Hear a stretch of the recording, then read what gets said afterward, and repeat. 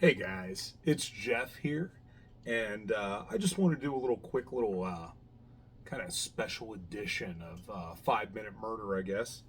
Um, I want to show you guys some stuff that I've been kind of playing around with, and you guys know that I've always been really pretty intensely interested in understanding not just from like a psychology or like kind of a book knowledge kind of way and looking into different killers and understanding why they did what they did or how they became what they became. But I often want to get a very intimate understanding of that. So when I do a lot of reading, some of the things that you read about are what formed them as a child and got them to a place where they could go and rape and kill and murder other people, right? And so there are a bunch of different things when you listen to them talk. And we were just recently talking about Bundy a whole bunch. And what he talks about in there is he talks about, porn magazines, and he talks about um, crime magazines. And he's not the only one. He just ends up being one of the more mainstream, like one of the ones that everybody knows about. But there are a bunch of people that have referred to that literature and that the things that they saw around them, coupled with the trauma that they were facing in life, may have pushed them into one direction or not, or created or started some of their obsessions, right? And so I'm really interested in looking at that and trying to understand that from their perspective. Like, how does that happen? How do you go from being very traumatized to then associating all of these things? And for those of you that have heard me speak before, you know that I went through a lot of trauma. I really struggled with a lot of those emotions and a lot of those feelings. And I have been able to kind of come out of that and used a lot of what I do now as some catharsis for myself and being able to figure out and understand myself better. So I got a couple things this week that I think are super cool and I wanted to share them with you. One of them is this right here. This is a True Detective magazine from 1957. So, what's interesting about that is Bundy was born in, I believe, 46, right? So, 11 years, and this magazine came out. So, we know that Bundy started looking at those types of magazines. He had his paper route, I think, between the ages of 12 and 14. Probably a little bit longer than that into his early teenage years, right?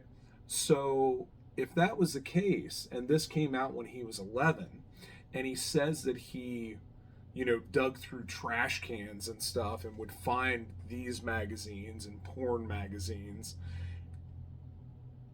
this may have been an issue that he read, that he looked through and influenced his young psyche to go and want to live out some of the things that he read in this magazine. Now, I opened this up a little while ago and was looking through it because I was interested. I wanted to see from his perspective, like, what is it in this magazine that would have given you the ideas and given you, um, the imagery to then want to go and emulate those things.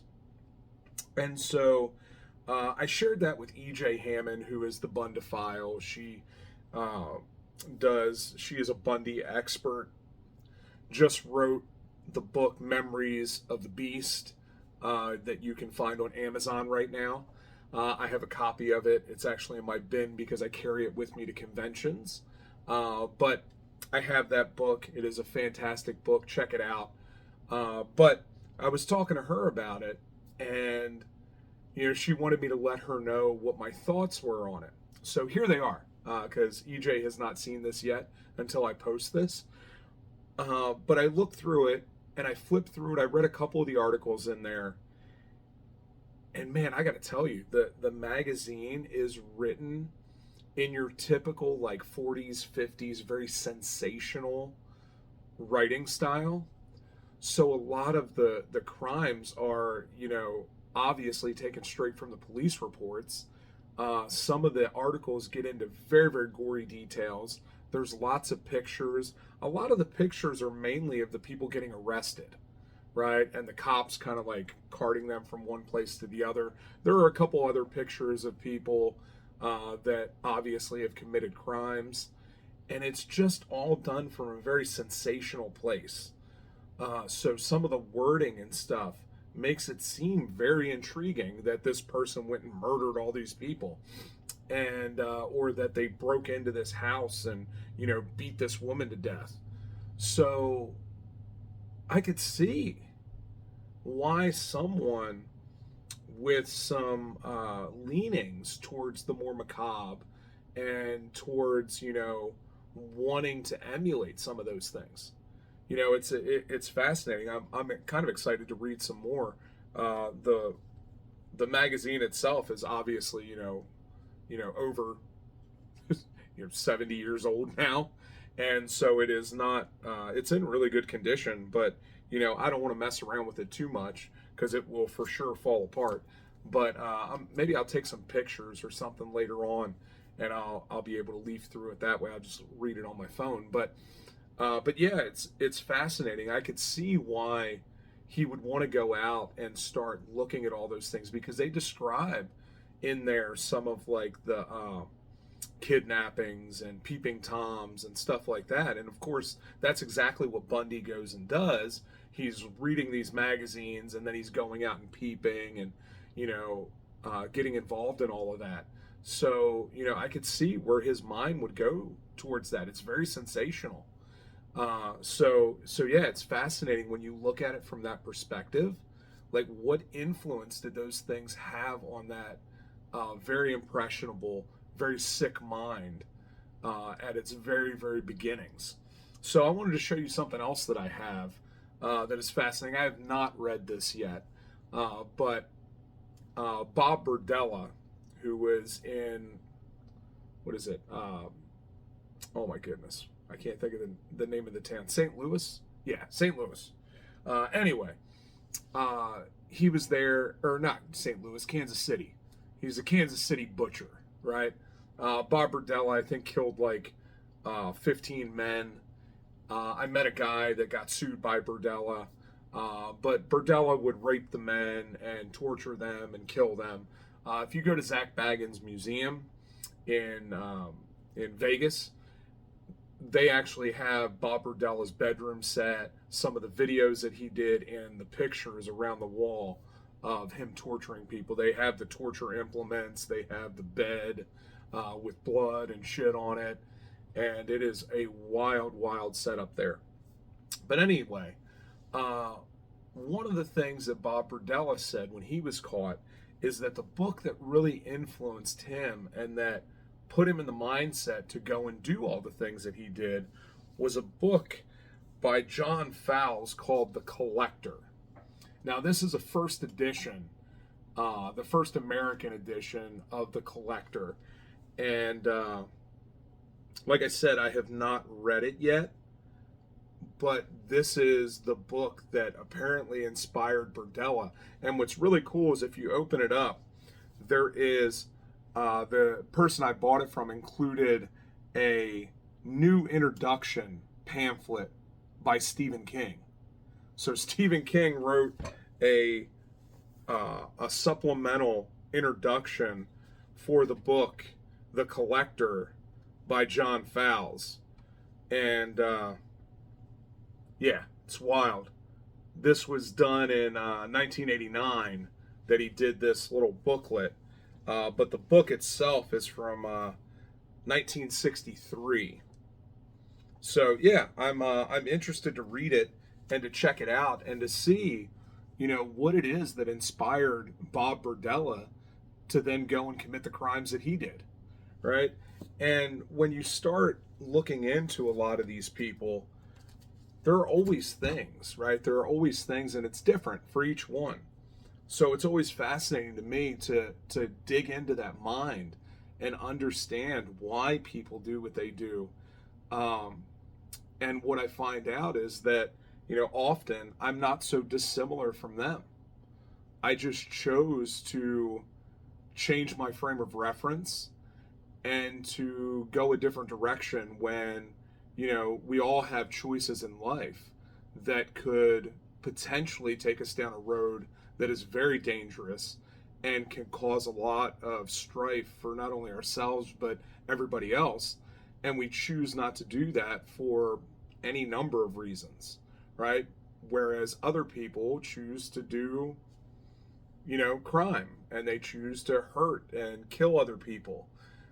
So it's always fascinating to see how that happens and the progression of that within someone's life.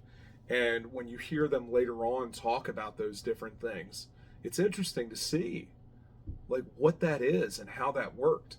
So anyway, I just want to share that with you guys. I was told that I should do another quick little walkthrough of my room down here because I've changed it up a good bit.